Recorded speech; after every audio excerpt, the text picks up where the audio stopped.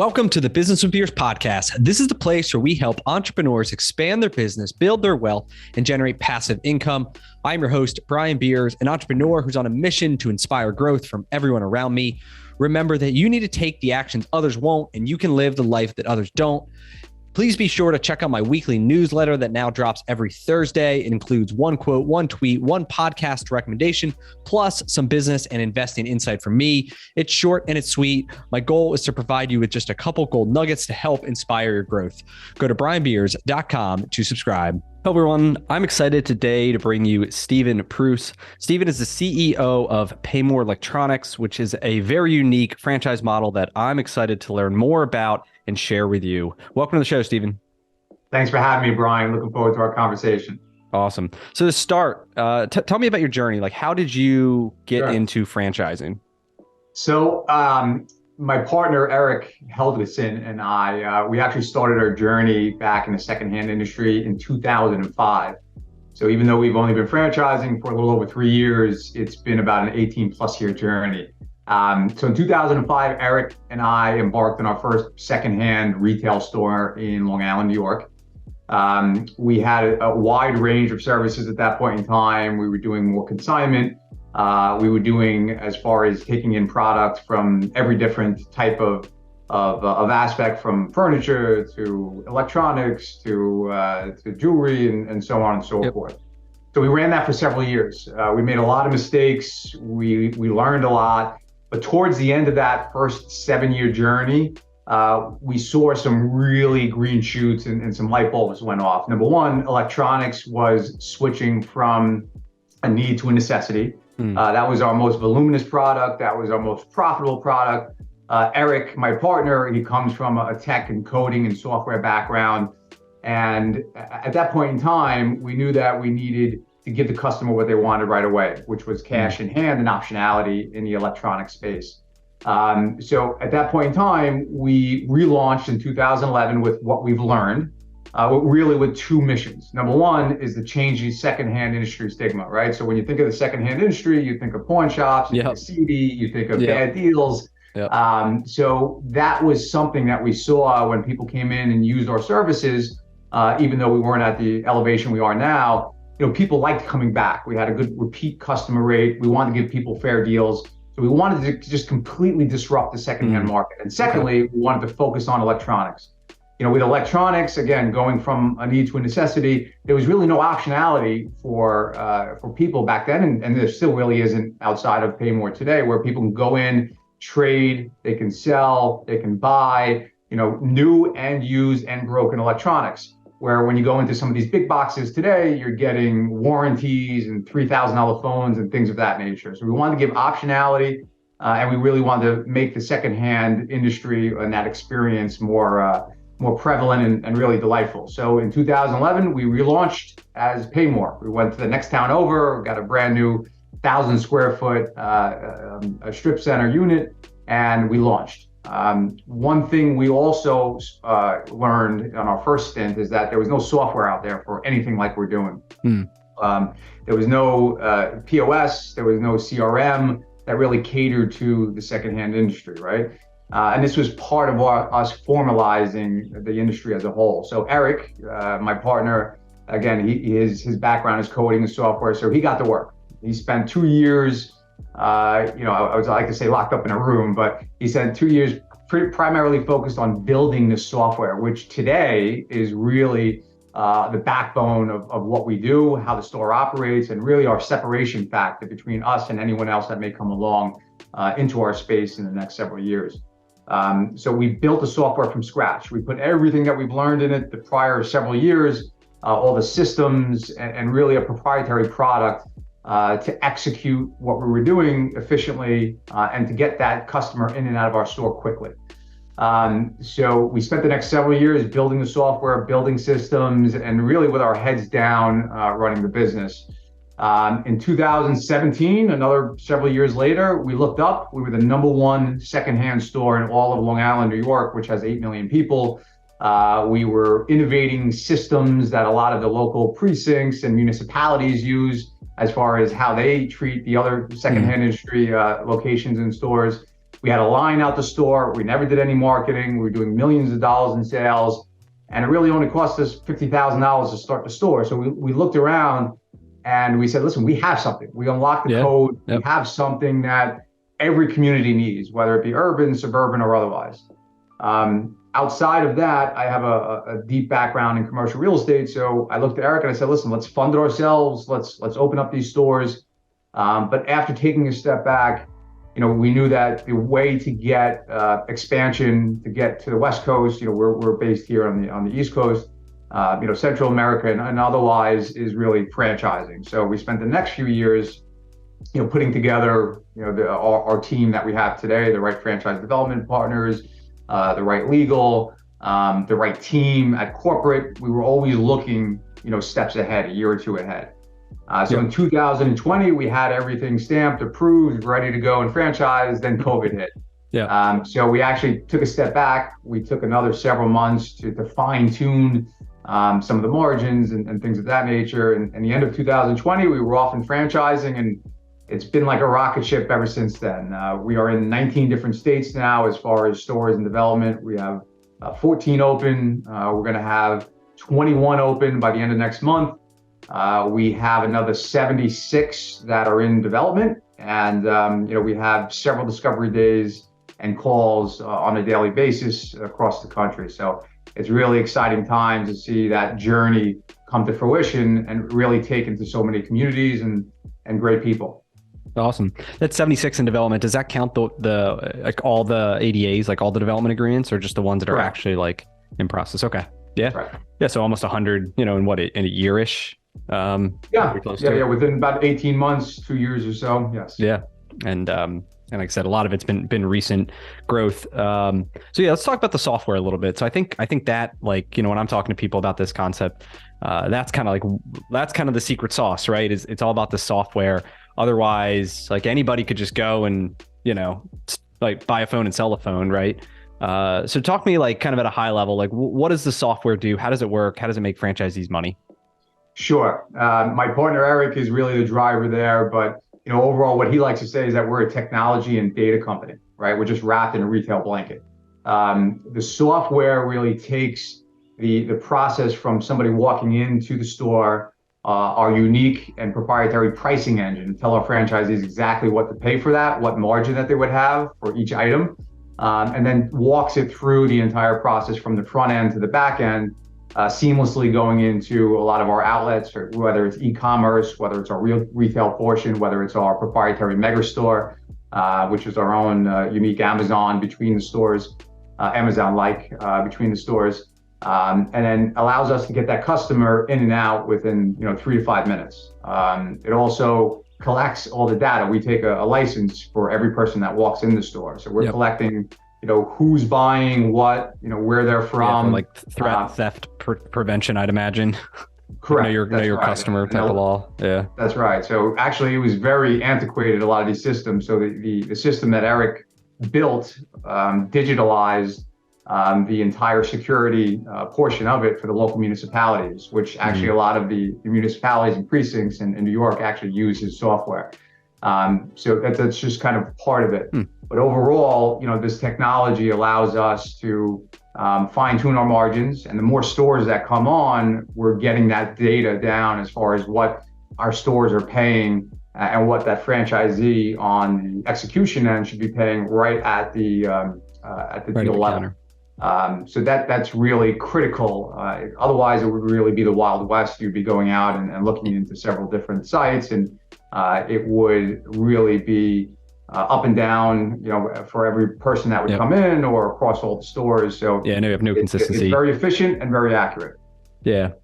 So this is how I imagine it works, and you tell me if I'm right or wrong. The things crawl on the web looking for, what does a Samsung Galaxy whatever sell? What's the retail price? How much can we sell this for in this, I guess, condition?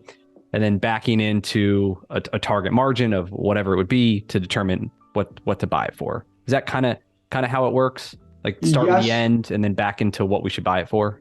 with one caveat. So we have the system. So our stores have been operating for several years, and the more stores that come on, our stores are the ones that are feeding that system, right? So we have the price, a collective source from our stores. The more stores that come on, the more data we have, the more pinpoint we can tell the franchisee on what they can buy it for. What the target is, okay. Yeah, by the end of the year, when we have 40 stores, we're going to be able to really almost automate it down to a yes or no button, right? So this is what you buy it for, okay. This is what you sell it for, this is what your margin. So it's changing all the time.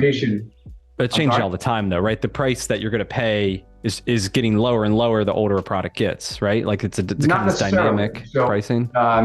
Yes, it's basically like a stock ticker, right? Between our stores as far as what we're getting on an up-to-date value on what we're paying, what we're getting. That's firstly. Secondary, it's not necessarily like that because we have a lot of vintage electronics, vintage games, gaming systems that actually accrete in value. We saw a huge uptick during COVID with our inventory where, everyone's working from home. Everyone now needs more electronics in their life. A store could have had 300,000 or 400,000 in inventory in their stores that just shot up to 500,000 or 600,000. So it depends really what it is as far as the newer electronics. And iPhones and things of that nature, yes, we want to move them as quickly as possible. Some of the older stuff. There is a quotient of the electronics that actually gain value over time. But nonetheless, we want to get all that inventory out of the store as quickly as possible. Yes. Yeah, so how much inventory do they hold at a given time, approximately? So, yeah, I mean, this kind of opens up another conversation about what type of store we have, right? So we're pretty nimble as far as the square footage of our stores. We have stores that are 500 square feet in urban markets or high barrier to entry markets like Manhattan and Brooklyn, and then we have 2,500 square feet stores. Our store, typically our flagship store, let's call it, is around 1,800 square feet, and they can have anywhere from 200,000 to 400,000 in inventory at any given time. Okay. And how? So the goal is to flip it, right? You buy this thing in store, and the goal is to flip it online, or I guess sell it retail, right? How quickly do you want to sell it? Like, is there a target there or a metric to know if you're on, if we're doing a good job? If you're pricing it right and you're following our system, it takes anywhere from 7 minutes to an hour to get this executed and sold, right? So that's the insatiable appetite for, electronics in today's world. So if you're pricing it right, it moves that day. We have different strategies that we teach in our training that, sometimes you want to hold something a little bit higher or longer in your retail shop, right? Because if you sell it out of your retail end or your retail portion, you're sidestepping a lot of the online fees that you may incur. And also you have good product when people come in. It's an interesting talking point. So some of the newer items, the newer in-box items we'll keep in our retail store. And that they may take a day or two, a week to sell, depending on the strategy there. But a typical pre-owned electronic, if you're pricing it right, it'll get sold the same day you list it. So less than 24 hours. Absolutely. So how's there so much inventory though? 300K if they're or is that what they're constantly moving? Yeah, I mean, it kind of goes back to education on how PayMore works, right? Once somebody comes into our store, they're typically a repeat customer. We've changed really the stigma of the secondhand industry where we're in bright, airy, clean, Class B or B shopping centers. We have a nice appeal to it as far as how the store is laid out. Kind of looks like an Apple store, but not as pretentious. Yeah. And we want kind of everyone to feel comfortable coming into our stores. So we want that soccer mom coming in with her kids with a bucket of electronics. And typically, once somebody experiences what we do, as far as from start to finish, the execution of the sale or the purchase or the trade, we have that customer in our system, and we have a 70% repeat customer rate. Okay. Which is very powerful. That's strong. So we've had people coming there, once a week. We have people coming there once a month. We have people doing their spring cleaning with us, their Christmas shopping, whatever the case may be. And really, to put it in perspective, the average secondhand store repeat customer rate is less than 10%. And we're that's significant. After 6 months of a store being open. So, just the simple experience and the education that we want to give you a fair deal. We want you to come back. We want to be smiling and educated when you come in the door. We recycle, so we're responsible with the environment. If we can't make a deal, we can certainly keep it out of a landfill. And then we professionally wipe it, which is, that security issue is really a big thing with a lot of people. When you're going into a pawn shop or a secondhand store, most of the people, I can tell you, they don't know what they're doing with electronics. Their main driver is gold or collateral. So we professionally wipe it in front of you to show you that all of your precious data is removed. So, from the start to finish, you get what you want as far as security, a fair shake on a deal, optionality, whether you want the cash, which most people do, but you can trade or recycle. And then you can purchase there as well. So once people understand it and go through it, that's how we accumulate so much inventory, because we've separated ourselves and provide an experience that's not out there right now. And that's why these stores typically, after being open a month, they're full. Yeah, interesting. So what are happening to these electronics now? Are they just in people's homes? Are they selling them on, Gazelle, or like, what would they do if you didn't exist? Sure. Well, really it's a two-prong answer, right? So number one, a lot of the electronic sales are happening, right? They're just happening in dark alleys, or they're sending some Facebook Marketplace, someone over the internet that they don't know, doing God knows what with their private data. So it's happening. It's just not happening in a regimented franchise and a professional process, right? So we're taking all that market share once we open a store in a specific area. And the other part of it is that it's sitting in people's homes. And we've tried to run numbers as far as, what the volume or how much used electronics do they have sitting around in their house. We've seen studies as low as 3,000. We've seen studies as high as 6,000, 7,000. So let's just say $4,000 or $5,000 sitting in electronics in someone's home. And a lot of that has to do with not having somewhere they can go and trust and sell it, not being aware the service low priority exists, or whatever it is. Issue. Yeah.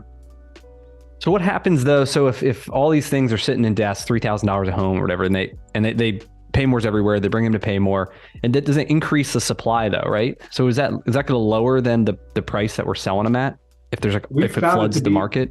We found it to be insatiable. We find that once people know that there's options out there outside of going to a big box store, they'll buy 2 or 3 instead of 1.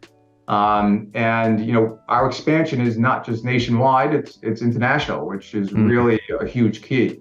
Once we have footprints in other countries, which we're discussing now on some masters, we're going to have outlets where electronics, where a second gen iPhone is looked upon as gold there, and they'll pay whatever they can get it. So we don't see any speed bump, to that respect, as far as the depth of the marketplace, and it's only growing over time, as everyone knows. And you see your local franchisee in Philadelphia, wherever they buy this, and then it goes on the master store. And if your guy in South America or wherever wants it, he buys it from the franchisee. He still makes his money, and then he's able to sell it, and everyone has a margin on it. That's what you're picturing? That's one option, yes. Because it's very difficult to ship overseas for security purposes. Once we have footings there, we'll essentially have an outlet in those that makes it easier secondary markets. Interesting. So I know one of the things that PayMore has done a really good job at is attracting some large multi-unit developers. So guys that want to come in and buy out entire markets, right? With not a ton of track record. I mean, you have obviously years of track record, but you don't have tons of units. So they're really like believing in the system and seeing the vision. Can you speak to like why do you think you're attracting these guys, and like what is the vision that they're seeing to make these pretty big investments? Yeah, I mean, to that point, a big part of the people who we've brought into our system has been food franchisees, right? So, these are guys that deal with Department of Health, 20 employees per store, big payrolls, low margins, high payroll and inventory costs, huge amount of hours, really large startup costs, and we're really the opposite of that. If you was to really dive into why people make the decision to come over to PayMore. So first of all, our startup costs, right? So our stores now, and if you haven't seen our renderings, I'd be happy to send it to you. Really, we've really now in probably our 9th or 10th evolution, and this has been since 2011, coming in and making our stores more efficient. and really a store in a box. And our stores right now, they're averaging between 100 and 150 for a turnkey setup. Okay. We really have no capital equipment. We have no venting. We really need very little permitting, if any, outside of maybe some outdoor signage. The last store we actually opened in Kentucky, from sign on to opening, was less than 3 months. And we're getting that down and really less expensive as well as we go, since we're really putting a modular build out together. And as far as the startup cost goes, to our AUV, which in our last item 19 was over 1.6 million. It's really unheard of metrics, for that explosive sales, for the startup cost being, that low. Overall, to run our stores, it's 3 to 5 people. Our labor pool is, mostly 20 somethings that have to work or want to work. Yep. And we've really found that in 2020, once COVID hit, there's really been an issue with labor. We really haven't experienced it too much. These are kind of the age group that has to work, and they'd much rather be playing around with electronics all day rather than changing oil or flipping burgers, yep. Right? And then furthermore to that, we've seen kind of 2 buckets of labor. We see the people that really like to be outgoing and talk yep. and sell the electronics. And then we've seen a larger bucket of people that just want to, put headphones out and be introverted and yep. not social, which is great for the back of the house, yep. Right? So they're testing equipment, they're playing around with Nintendo 64s or old school Nintendos, they're playing around with the new technology, they love it, and they could just sit there and list 20, 30 items a day. So our labor costs are about 10 to 12%. Where most of these food franchisees or otherwise, they're double, sometimes triple. Our store hours is also unique, even though Eric and I work 100-something hours a week. We're family men, we have young families, and we want people to have the optionality of quality of life. Our store hours typically are 10 to 7 Monday through Friday, and then 11 to 5 on Saturday. Obviously that we don't mandate that. People can work yep. a little bit more, a little bit less, depending on what region they are. But that quality of life option is something that's really hitting home with a lot of people in today's world. And we're making money even when we're not at the store, right? So we're selling online 24/7. In fact, our biggest day is Saturday night and Sunday going into Monday, and we're rolling into Monday with 100 sales from the time that we were closed.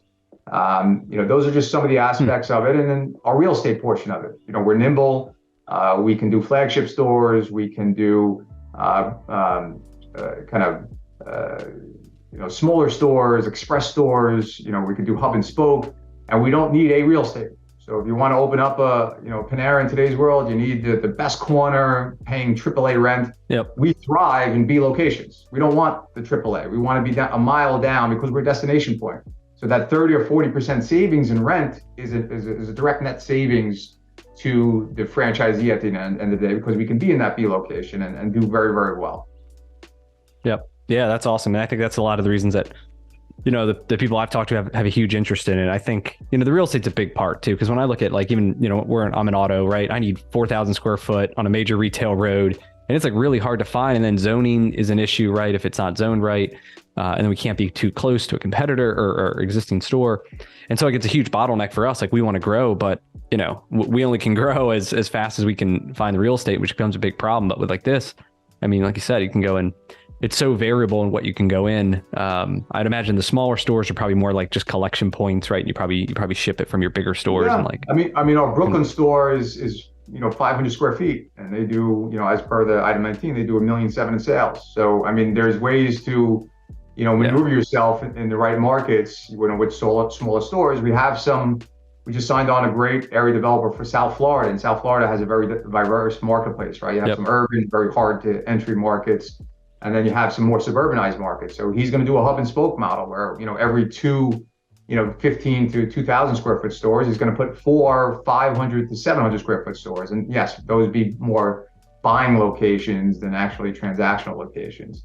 Yep. And all we really need is a vanilla box, right? So as long as the landlord is giving us a vanilla box or something close to it, we can have somebody open in essentially 2 to 3 months.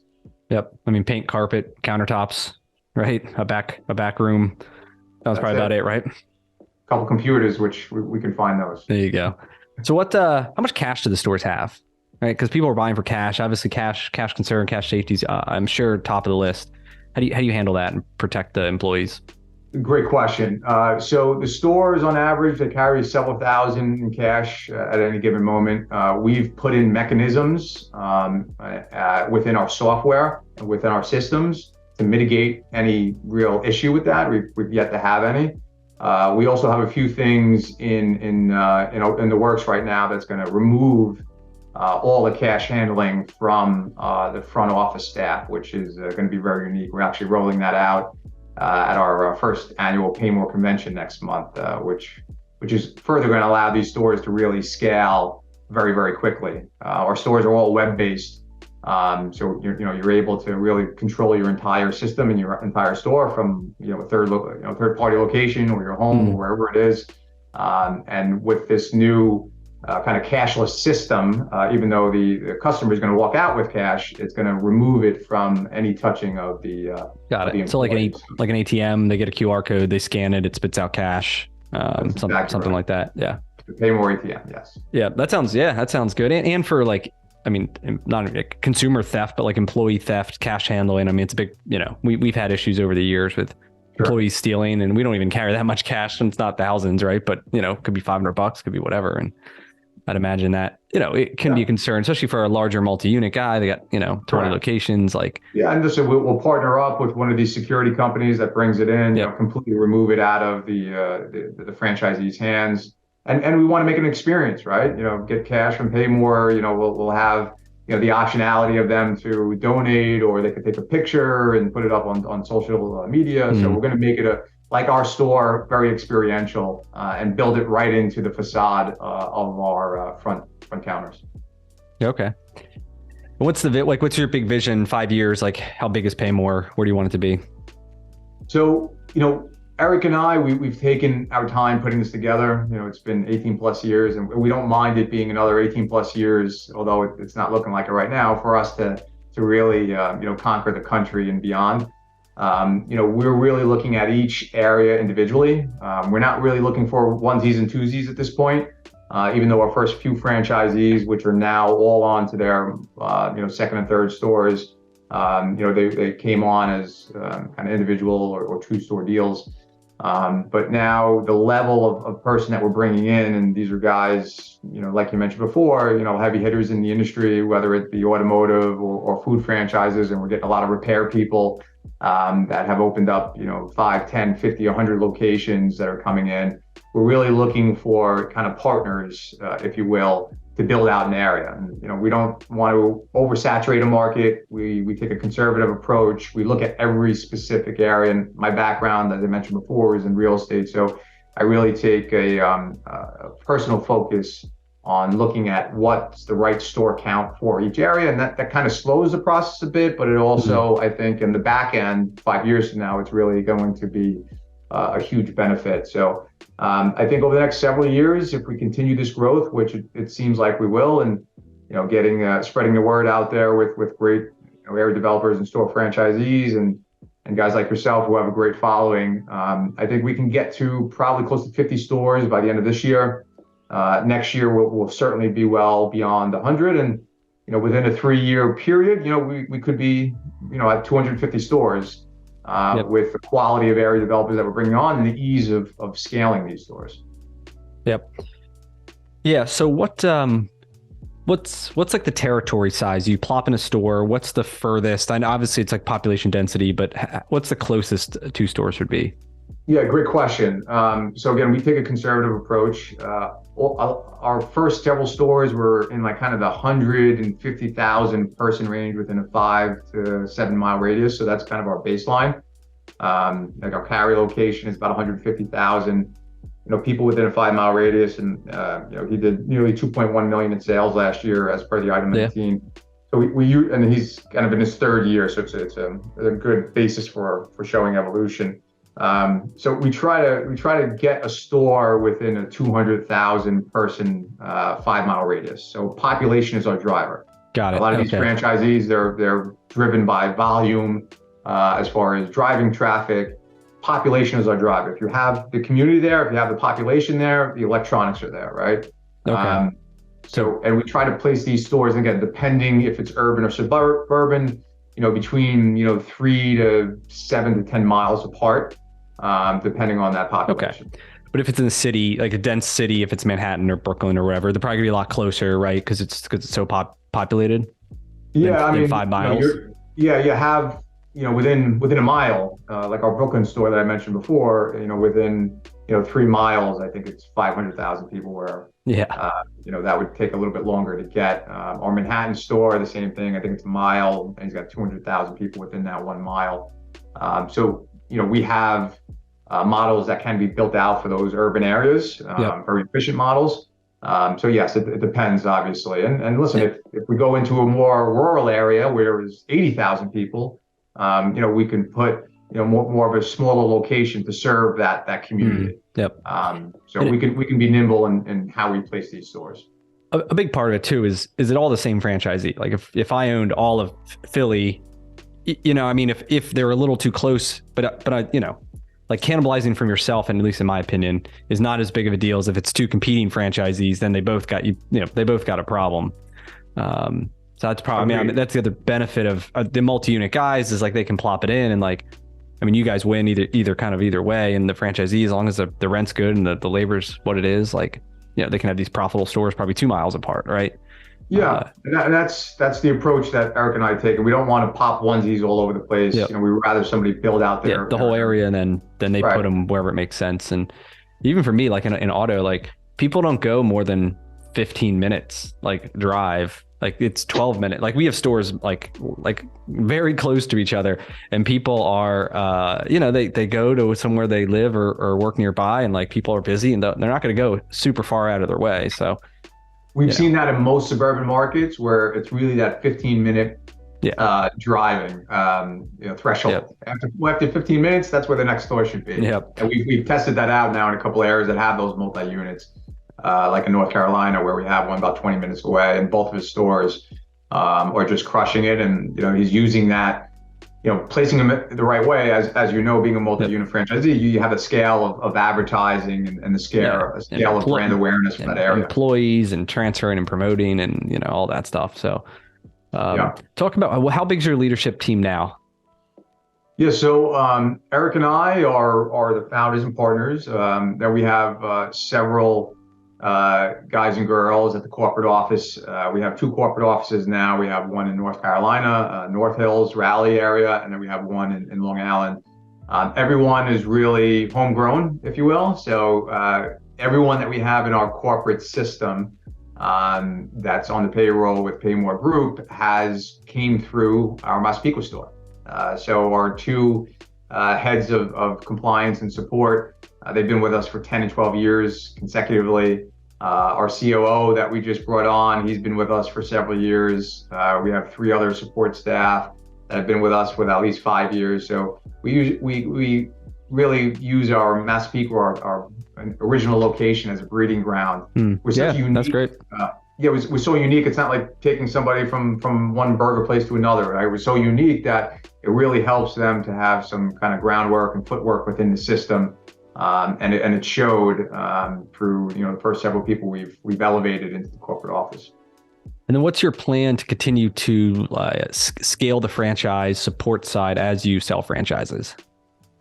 Again, we're going to continue to really breed them in-house, but Eric and I are always looking 3 steps ahead. We're always heavily investing in the software, and that software, that software, you really need one person outside of our programmers that we have. But it really takes away from some of the legs in the seats by making an efficient system and making it a lot easier for our franchisees through technology innovation, technology investment. We have open chats that all of our franchisees are on. We have sub chats per store. We sub chats per area. That we have 2 people just all day, every day, really just responding to, purchase questions, operation questions, software questions.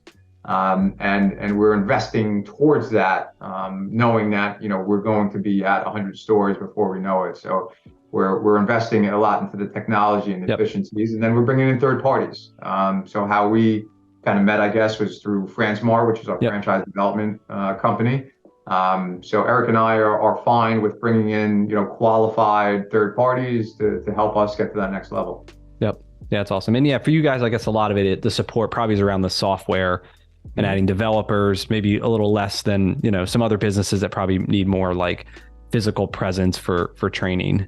I'd imagine, right? We're quick turnarounds with it, right? So we built the software. It's ours. It's proprietary. We own it. Eric leads a team of developers that, implements it. So we have a lot of franchisees that come up with a lot of the things that we implement now. And, we had one the other day from our Wisconsin franchisee. It was such a great idea. Eric had his developers put it in the same day. There's not too many franchises out there that can be that quick on an upgrade. And we have no institutional partners, we have no capital partners, we have no bank debt, we have no debt or partners. So Eric and I allows us to be nimble, and we don't just kind of, I guess, take the old franchisor approach where it's got to be completely one way, which is our way or no way, right? So we're nimble. If it's something makes sense, if it's going to help our franchisees drive more traffic and more money to the stores, we're okay with implementing it. And that's really where our mindset comes in, and really the kind of the technology part, which allows us to do so very quickly. Yep. Yeah, that's awesome. That's one of the benefits of joining an emerging brand, right? It's a smaller team, and I think a lot more responsive to ideas, and it's easier to be heard and kind of work shoulder to shoulder with the founders. Obviously when a company gets really big, it's much harder to do that. So it's a benefit for anybody starting early, as they can have an impact on growing the brand. So. Yeah, we want to stay away from the bureaucracy and just implementing things just because we think it's the right. Just because we're the franchisor and they're the franchisee. We want to keep it nimble. We want to keep it low cost. As far as the money that they put into it in the beginning, because we want more money in their pocket and we want more money over the counter. That's why we run very nimble grand openings. We don't require them to spend $20,000 on grand opening. We want that money over the counter, because if they're putting that money over the counter, they're getting it 3 times back. And that's how they're going to get into their new store that much quicker. Yep. That's awesome. Cool. I appreciate you coming on and sharing the PayMore story. I'm excited to see how it grows. And like I said, I got a number of people who in talks with you, and I'm excited to kind of watch them grow too. So if anybody's interested in learning more about PayMore, they can reach out to me directly, and I'd be happy to make the introduction and help you along through the process. So thanks again, Stephen. I hope you have a great day. Pleasure speaking with you, Brian. Thanks for your time. Yep. That's all we got for this episode with the Business with Beers podcast. One thing that would really help both us and other new potential listeners is to rate the show and leave a comment in iTunes, Stitcher, wherever you listen. Also, make sure to link up with me on your preferred social media platforms: LinkedIn, Instagram, Twitter, Facebook. You can find all my links at brianbeers.com. Please just share the podcast with anyone who you think might enjoy it. And until next time, remember to take the actions others won't, to live the life that others don't.